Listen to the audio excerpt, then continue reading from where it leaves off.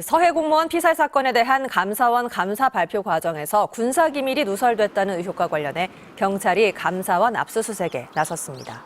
서울경찰청 반부패수사대는 오늘 오전 11시쯤 최재해 전 감사원장과 유병호 감사위원 등에 대한 고발 사건과 관련해 감사원을 압수수색 중이라고 밝혔습니다. 윤석열 정부 출범 5달째인 2022년 10월, 감사원이 늦은 저녁 18쪽 분량의 보도자료를 배포했습니다. 서해 공무원 피살 사건 감사 결과 서훈 전 국가안보실장 등 전 정권 인사 20명을 검찰에 고발한다는 내용이었습니다. 당시 감사원이 보도자료 배포 과정에서 군사기밀을 불법으로 유출했다는 비판이 일었습니다. 그런데 감사원 TF의 조사 결과 실제로 당시 감사위원들이 보도자료 배포를 반대한 것으로 확인됐습니다. 국방부 보안심사위원회의 심의를 거쳐 보도자료를 배포해야 했지만 서해 감사 지휘라인은 이를 무시하고 2차례에 걸쳐 보도자료를 뿌렸습니다.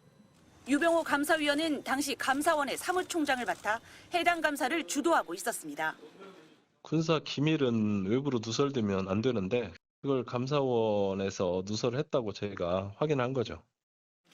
이 같은 사실을 확인한 감사원 TF는 최재해 전 감사원장과 유병호 감사위원 등 7명을 업무상 기밀 누설 혐의로 고발했습니다. 이와 별개로 유병호 위원이 사무총장 재직 시절 인사권과 감찰권을 남용한 사실도 드러났습니다. 비위 사실이 구체적으로 확인되지 않았는데도 자신에 반대하는 직원에 대해 감찰을 벌여 직위를 박탈하거나 좌천성 인사를 지시해 직원들에게 불이익과 정신적 고통을 안겼다는 게 TF의 설명입니다.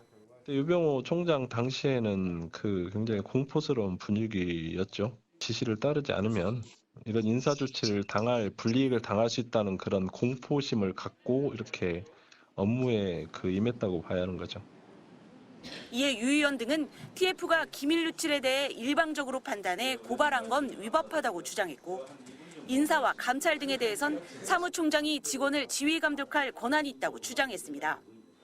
감사원 TF 출범에 불만을 표해온 유 의원은 최근 최재해 전 감사원장의 퇴임식에서 노래 세상은 요지경을 틀고 최 전 원장과 정상호 사무총장 사무실에 엿을 보내는 등 기행을 벌인 바 있습니다.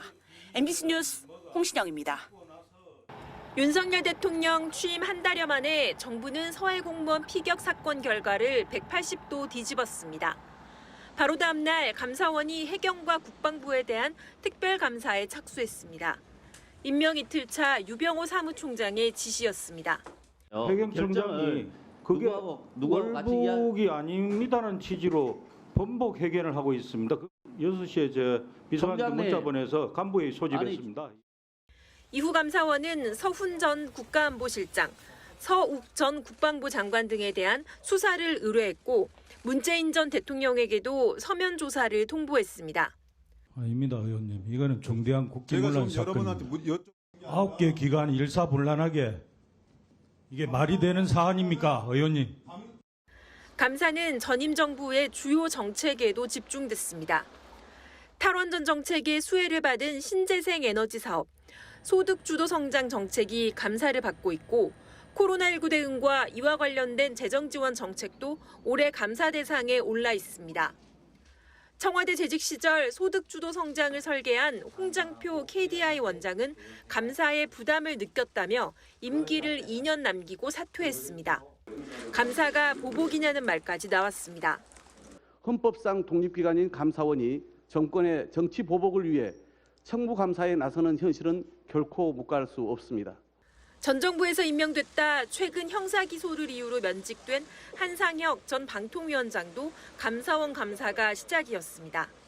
감사원은 직무 독립성을 가진 헌법기관으로 정치적 중립성을 요구받는데 감사원장 스스로 논란을 일으키기도 했습니다.